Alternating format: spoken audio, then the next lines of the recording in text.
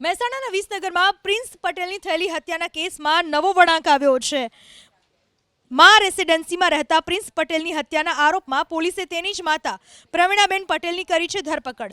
14મી જૂને વહેલી સવારે પ્રિન્સ પટેલનો તેના જ બેડરૂમમાંથી મૃતદેહ મળ્યો હતો। પોલીસે પણ અકસ્માતે મોતનો ગુનો નોંધીને તપાસ કરી। પરિવારજનોના નિવેદનના આધારે પ્રિન્સે ગળે ફાંસો ખાઈને આત્મહત્યા કરી હોવાનું માનવામાં આવી રહ્યું હતું। જોકે ઘટનાના 5 દિવસ બાદ આવેલા પોસ્ટમોર્ટમ રિપોર્ટમાં પ્રિન્સનું મોત ગળે ફાંસાથી નહીં પરંતુ ગળું દબાવી શ્વાસ રૂંધાવાના કારણે થયું હોવાનું બહાર આવ્યું।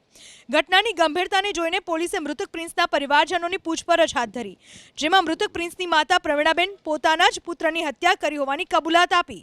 પોલીસ તપાસમાં ખુલાસો થયો કે મૃતક પ્રિન્સે અગાઉ અમદાવાદ અને વિસનગરમાં અલગ અલગ ધંધા શરૂ કર્યા હતા, પરંતુ ધંધામાં ભારે આર્થિક નુકસાન જવાથી પ્રિન્સ સતત માનસિક તણાવમાં રહેતો હતો। ઘટનાના દિવસે સવારે પણ પ્રિન્સે આત્મહત્યાનો પ્રયાસ કર્યો હતો, જેથી માતા પ્રવીણાબેને સાડીથી ગળે ટૂંપો આપી પ્રિન્સની હત્યા કરી દીધી।